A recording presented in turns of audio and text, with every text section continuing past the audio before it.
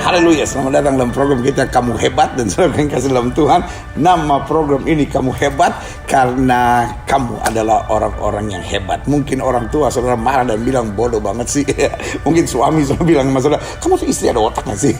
Mungkin istri-istri sedang bilang sama suaminya, saya nyesel menikah sama suami seperti kamu. Saudara yang kasih dalam Tuhan, makian, bentakan, kekerasan, kekasaran hari-hari ini sudah ada di mana-mana. Tapi saudara yang kasih dalam Tuhan, Yesus menatap kita dan berkata, aku mengasihi engkau. Itu sebabnya Daud berkata, kejadianku dahsyat dan ajaib, dan jiwaku benar-benar menyadarinya. Karena itu hari ini izinkan saya kembali mengingatkan saudara, kamu hebat. Dan saudara yang kasih dalam Tuhan, hari ini bersama dengan saya adalah seorang hamba Tuhan yang hebat, yang melayani dari cukup lama. Saya waktu itu, saya ingat betul, saya masih masa-masa SMA, saya masih masa-masa kuliah, dan beliau sudah lewat puji-pujiannya. Bahkan beliau mulai awalnya dalam pelayanan puji-pujian, main pujian dengan luar biasa. Kemudian Tuhan percayakan gereja, dan ada satu yang saya perhatikan, bahwa beliau dalam pelayanannya dipimpin dengan visi yang luar biasa. Dan benar kata Alkitab, umatku binasa karena tidak mengenal Allah. Without vision, my people perish. Tanpa visi, umatku binasa. Paulus bilang, kalau aku petinju, aku bukan petinju yang sembarang saja memukul, tapi aku melatih diriku dan menguasai seluruhnya. Hari ini bersama dengan saya ada Bapak Pendeta Dr. Insinyur Niko. Mari kita jumpai. Haleluya. Pak Niko, puji Tuhan. Senang berjumpa dalam program Kamu Hebat ini. Dan kita memberkati setiap pemirsa supaya menjadi orang hebat. Nah, Pak Niko, saya pelajari bahwa dalam pelayanan Pak Niko lebih ke arah visi. Karena saya pernah dengar ada unity, saya pernah dengar penuaian penuaian berlaksa-laksa. Saya pernah dengar ada masanya tentang apa itu namanya kesembuhan ilahi. Dan mungkin salah satu yang hari ini banyak Bapak bicarakan, yaitu tentang Pentakosta ketiga. Nah, bagaimana tentang pelayanan dengan visi ini, Pak Niko? Ya, jadi itu sebetulnya Pentakosta ketiga itu dimulai dari tahun 2009. Ya, enggak kan, pertama kan pelayanan Pak Niko saya banyak dengar pemulihan puji-pujian kan. Ya. Nah, lalu kemudian tentang penuaian jiwa-jiwa kan. Nah, bagaimana itu tentang visi-visi ini sebelum kita masuk ke Pentakosta ketiga? Nah, jadi memang Tuhan tuh memberikan pada saya visi-visi seperti itu. Iya. Jadi, wah, banyak sekali visi yang tadi disebutkan. Iya. Jadi itu yang Tuhan kalau bicara sama saya nggak ngerti. Iya. Tapi saya percaya. Amin. Karena saya percaya, maka saya berkata-kata. Seperti Rasul Paulus berkata. Jadi mulainya Tuhan bicara, saya nggak ngerti. Karena meskipun saya nggak ngerti, karena saya percaya, saya berkata-kata. Dan karena berkata-kata akhirnya menuai hasilnya. Nah, mungkin ada 3 yang paling fenomenal. Ada 4 yang paling fenomenal. Yang pertama puji-pujian. Karena kita tahu bahwa memang waktu itu pujian penyembahan nggak terkenal kan di Indonesia kan. Betul. Pokoknya lagu himne gitu kebanyakan kan, lalu mulai puji-pujian. Lalu yang kedua saya pikir penuaian berlaksa-laksa. Ya, dan kita lihat gereja-gereja memang bertumbuh luar biasa. Lalu selanjutnya unity. Ya kan, Pak Niko banyak bicara tentang unity, ya kan. Lalu yang keempat ini adalah yang mungkin buat banyak orang gatal telinganya kalau denger, ya kan. Apa sih ini, kok Pentakosta ketiga, ya kan. Nah, kadang-kala gini, kita cuma dengar sepotong, lalu kita ngomongnya berbual-bual. Jadi akhirnya jadi ngaco, saudara-saudara. Karena itu lebih baik kita tanya sama orang yang mendapat visi dari Tuhan tentang Pentakosta ketiga. Nah, sekarang kita bicara tentang Pentakosta ketiga. Bagaimana ini, Pak Niko? Jadi saya tahun 2009 tuh Tuhan berbicara pada saya dari Wahyu 3 ayat 11. Aku datang segera. Jadi ini benar-benar bukan dari program Pak Niko. Bukan Pak Niko memprogramkan, saya mau canangkan Pentakosta ketiga. Bukan. Jadi kan banyak orang bilangnya begitu. Ini ya ide-idenya Pak Niko. Jadi ini ceritanya kayak gini. Jadi waktu datang, aku datang segera. Wah, waktu itu kan kita sudah. Apa ini lagi doa atau lagi?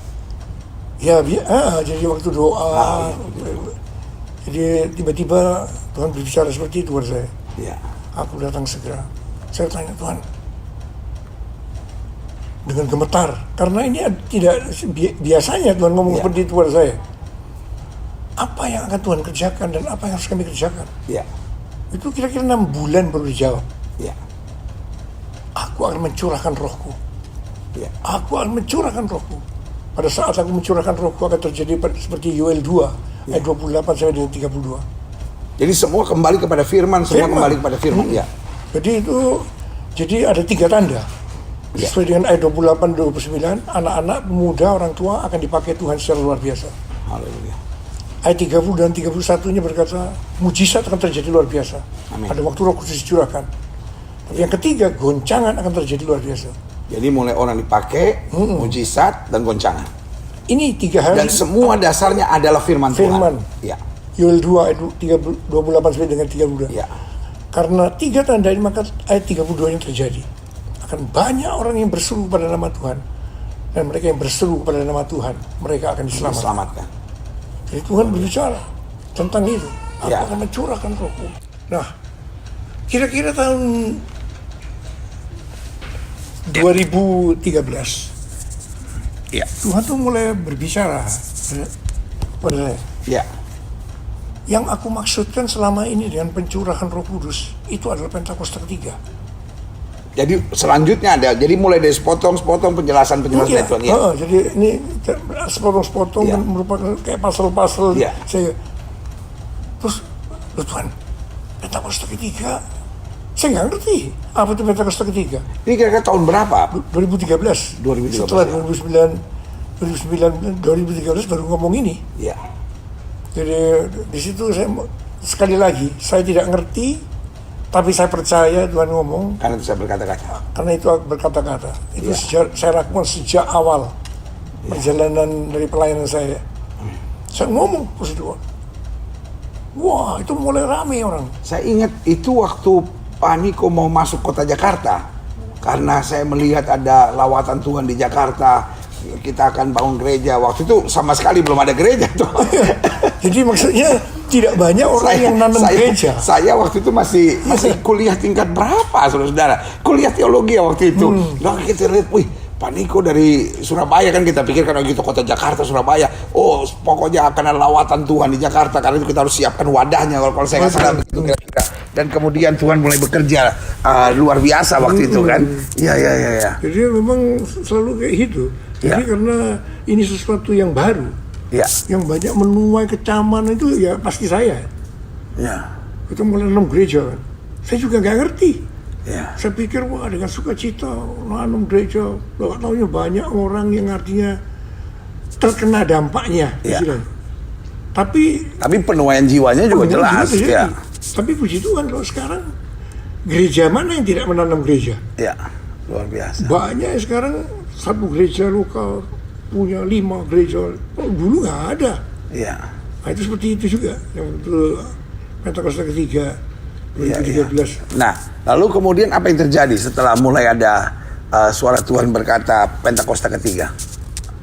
Saya memperkatakan. Ya. Dan belum ngerti. Belum ngerti. Ya. Jadi ini apa? Terus tiba-tiba itu Tuhan kasih tahu pada saya. Yang aku maksudkan Pentakosta pertamanya itu di Yerusalem, di kamar loteng. Ya. 2000 tahun yang lalu. Kisah Rasul 2.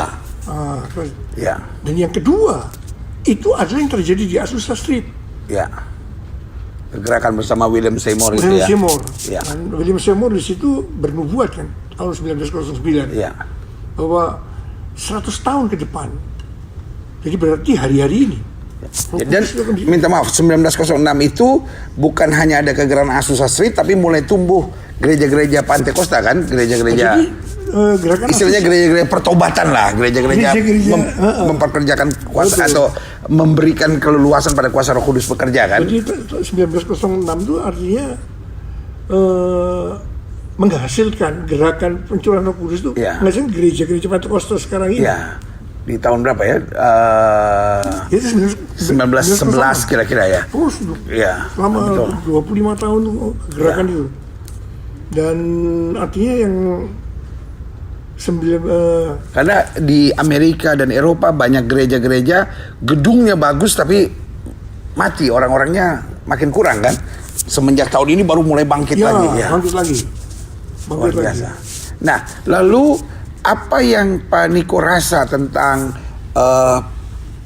Pentakosta ketiga ini? Karena ada banyak orang berkata, aduh, doktrin apa lagi ini yang terjadi ya kan? Lalu sebagian mempersoalkan kenapa 3, kenapa nggak 7.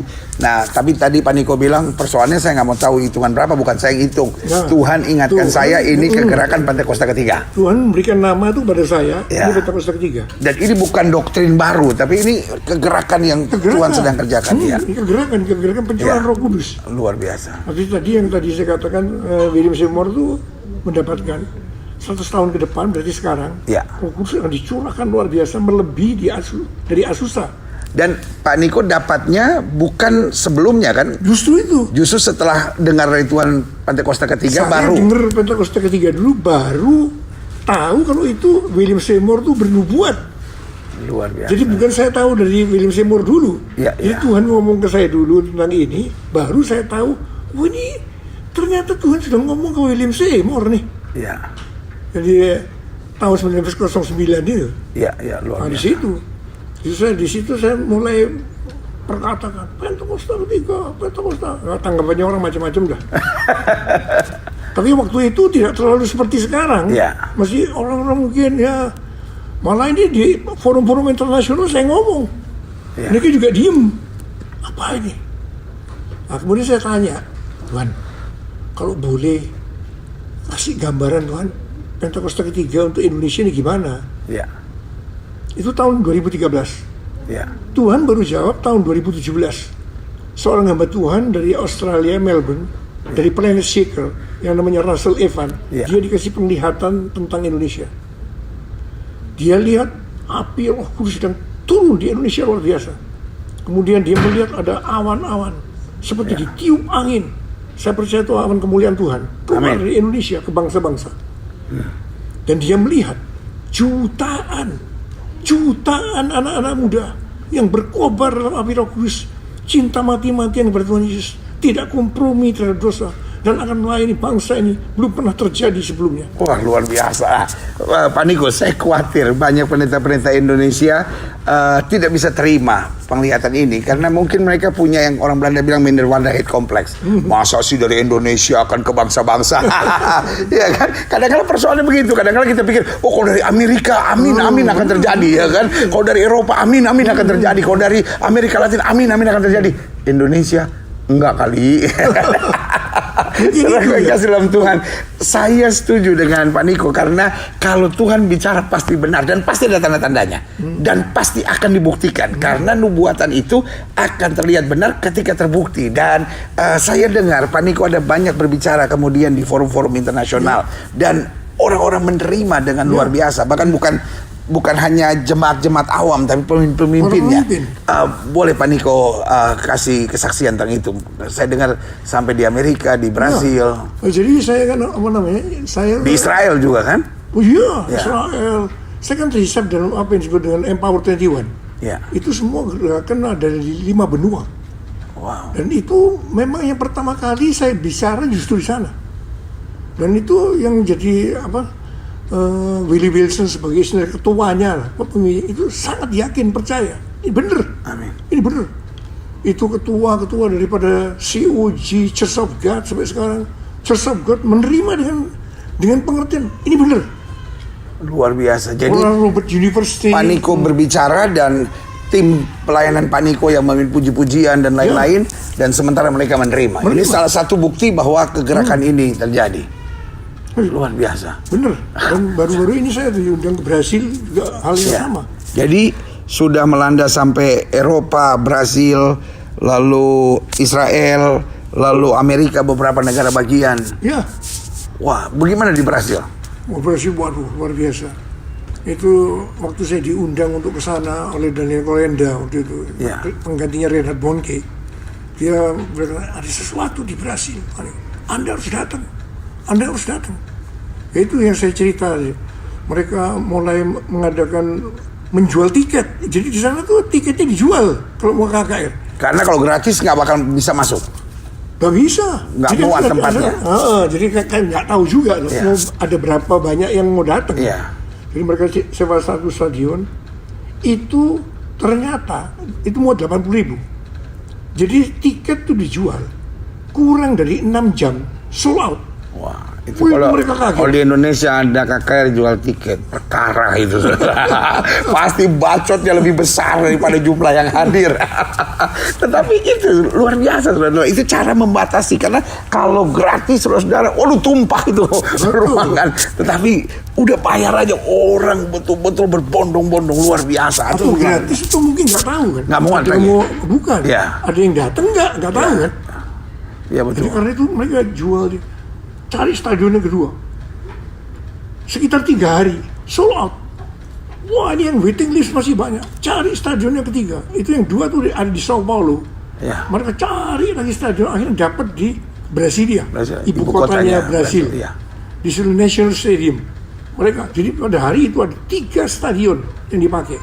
Ya. Itu hanya 1 hari.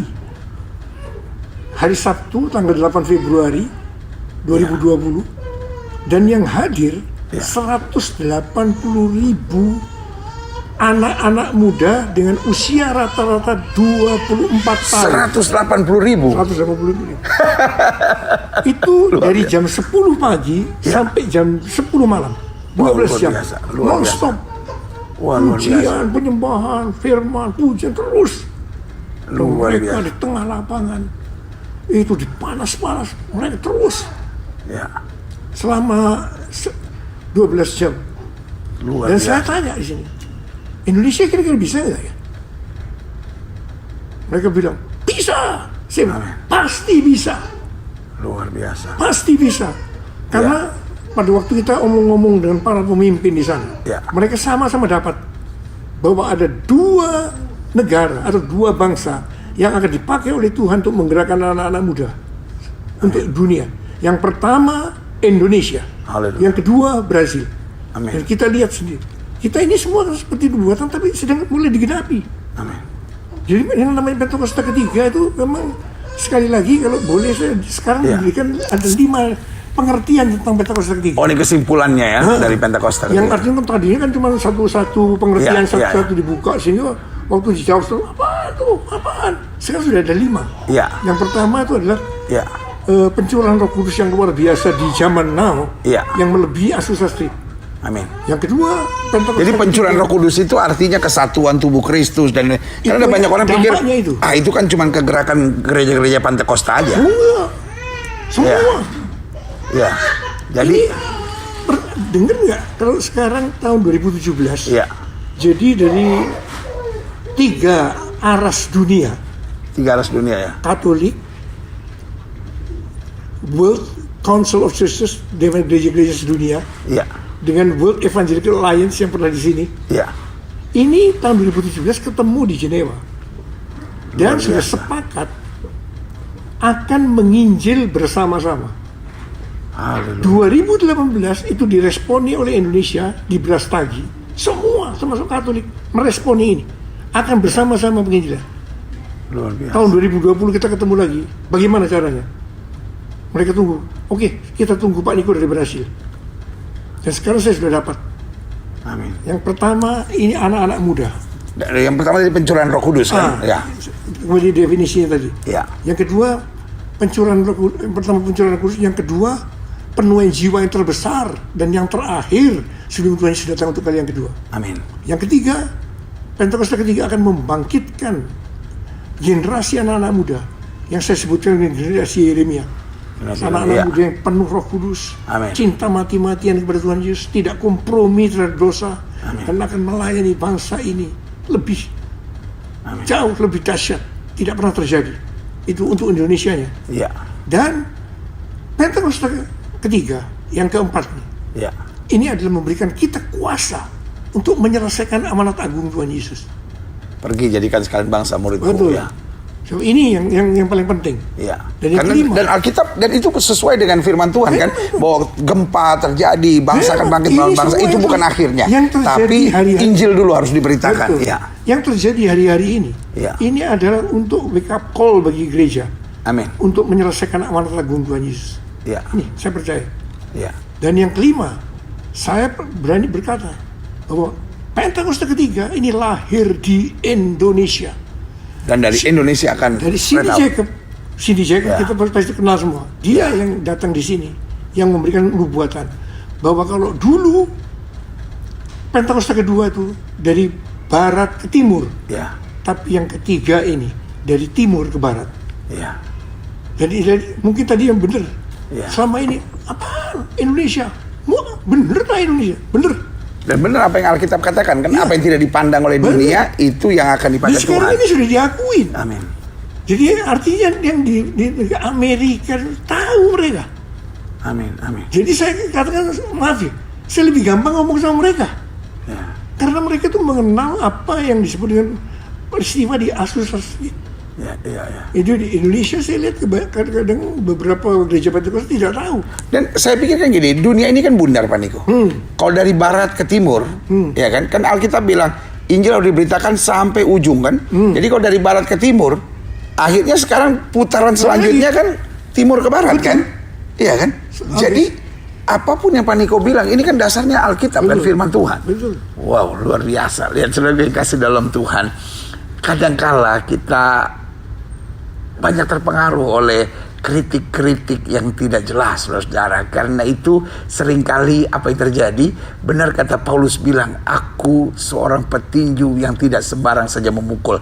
Saya khawatir hari-hari ini ada banyak orang petinju yang sembarang saja memukul. Pokoknya orang kalau kasih sesuatu pewahyuan dari Tuhan, sikat dulu, serang dulu. Tetapi tahukah saudara, Alkitab bilang uji segala sesuatu. Tidakkah saudara ingat nasihat Nikodemus, bahwa kalau bukan dari Tuhan nanti hilang sendiri. Tetapi kalau dari Tuhan, mau disikat bagaimanapun, mau diserang bagaimanapun, Alkitab bilang dari buahnya lah akan dikenal. Itu sebabnya dari beberapa tahun terakhir ini begitu banyak serangan tentang Pentakosta ketiga, tentang kegerakan Roh Kudus di akhir zaman. Tetapi saudaraku yang kasih dalam Tuhan, apa yang terjadi? Jiwa-jiwa justru diselamatkan. Amin. Gereja-gereja Tuhan dibangkitkan, mujizat-mujizat terjadi. Dan yang paling nyata, ada dua hal yang luar biasa. Yang pertama yang dikatakan apa? Kegerakan rohani, orang bertobat di mana-mana. Dan yang kedua, orang-orang muda diselamatkan Tuhan. Aduh, dulu tahun 70-an kalau gereja 1000 orang bisa ada 100 anak muda aja hebat. Tapi sekarang kalau gereja 1000 orang, 800-nya anak muda. Amin. Wah, luar biasa. Jadi saudara yang kasih dalam Tuhan, lepas daripada saudara menerima atau menolak, itu adalah hak saudara. Tetapi sebagai hamba Tuhan dari program Kamu Hebat ini, sebagai sahabat dari saudara, saya harus membagikan sesuatu yang membangun dan menjadi berkat. Karena saya percaya YouTube channel ini bukan sekedar untuk bikin apa itu namanya fitnah, untuk menebar hoax, untuk menebar gosip, tetapi juga untuk membangun, untuk menguatkan, untuk menuntun pada kehendak Allah. Dan tadi dijelaskan ada 5 hal dahsyat tentang Pentakosta ketiga. Mungkin istilahnya saudara menolak, saya nggak mau terima Pentakosta ketiga, terserah ya kan. Buat Pak Niko yang penting adalah inilah kegerakan rohani di akhir zaman. Kalau pakai bahasa saya bilangnya gini, kegerakan Roh Kudus gila-gilaan. Jadi kalau saudara menolak istilah Pentakosta ketiga, buat saya ini pakai ini aja, gerakan Roh Kudus gila-gilaan di akhir zaman. Nah, Pak Niko dapat dari Tuhan bahwa ini adalah kegerakan Pentakosta ketiga, kegerakan Pentakosta terakhir, kegerakan Roh Kudus terakhir. Dan ada 5 hal yang terjadi. Yang pertama tadi apa Pak Niko? Kegerakan Pencurahan Roh Kudus yang luar biasa yang di zaman now ini, yang melebihi Azusa Street, karena akan menjangkau jiwa-jiwa. Yang kedua, penuaian jiwa yang terbesar. Penuaian jiwa yang terbesar. Dan terakhir, dan sebelum Tuhan Yesus datang untuk kali. Betul. Alkitab memang bilang begitu. Apa yang Alkitab bilang?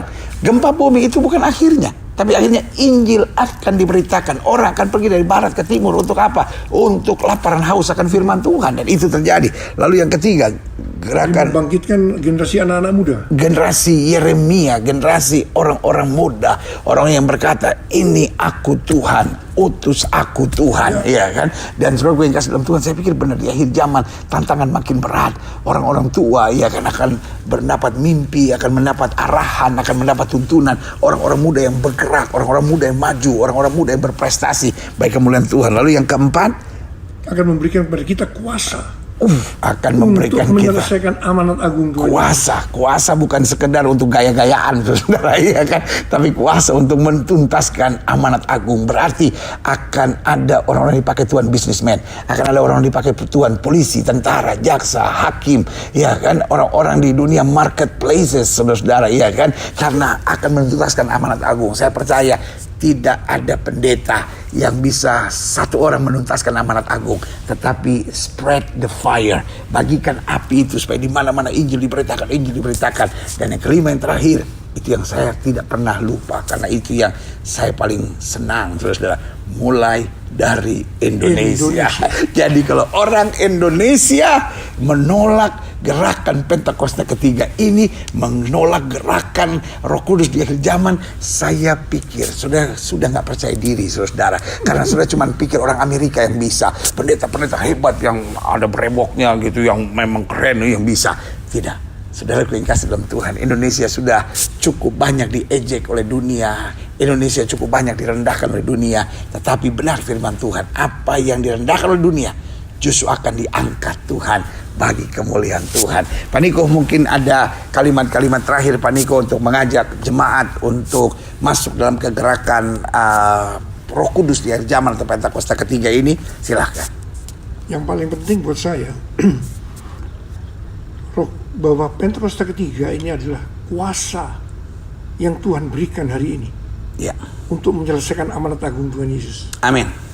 Saya percaya ini adalah menjadikan kita sebagai murid. Ya. Murid itu siapa? Orang yang hidup seperti gurunya. Amin. Yang menyerupai gambarnya. Ya. Dan saya percaya bahwa hanya orang-orang yang seperti ini yang akan ikut dalam pengangkatan. Amin. Jadi udah bukan waktunya hamba Tuhan satu nyerang hamba Tuhan lain, gereja satu nyerang gereja lain, dominasi 1.000. Gandengan tangan, selesaikan amanat agung Tuhan Yesus. Amin. Jadikan semua bangsa itu muridku. Berbeda itu wajar. Iya. Ya. Itu yang paling penting menurut saya. Amin. Jadi itu memang Pentakosta ketiga itu adalah pencurahan Roh Kudus di zaman sekarang untuk memberikan kita kuasa. So, tidak mungkin dengan kekuatan sendiri, harus berikan kuasa. Itu kuasa Roh Kudus yang Tuhan namakan hari-hari ini, itu adalah Pentakosta ketiga. Haleluya. Saudara yang kasih dalam Tuhan, satu, kesimpulannya Pak Niko ajarkan kepada kita, terima Roh Kudus sedang bergerak. Dua, hidup benar, hidup setia, hidup kudus. Yang ketiga, bersatu. Dan yang keempat, menangkan jiwa. Jangan kebanyakan ribut, jangan kebanyakan berkelahi, saudara, jangan kebanyakan nyerang orang, tetapi mari kita fokus pada jiwa-jiwa, fokus pada kehendak Tuhan, fokus pada amanat Kristus. Karena amanat agung Kristus bilang, pergi jadikan sekalian bangsa muridku. Saudara yang kasih dalam Tuhan, saya Gilbert Lumondong bersama dengan rekan saya yang hebat, Bapak Pendeta Dr. Insinyur Niko, mengatakan kepada saudara, kamu hebat, dan terimalah kegerakan Roh Kudus di akhir zaman, tuntaskanlah amanat agung. Pergi, jadikan sekalian bangsa murid Kristus. Haleluya.